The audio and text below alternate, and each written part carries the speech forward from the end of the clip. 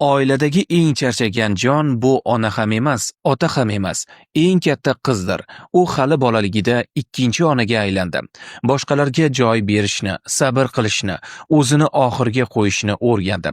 Hech kim ko'rmagan hissiy yuk hammasi uning yelkasida edi. Boshqalar bolalik qilib kulganida u ularni ovutardi. Boshqalar yig'laganda u mustahkam bo'lishi kerak edi. U tinglovchi, muammo yechuvchi, hammasi joyida qilib turadigan qizga aylandi.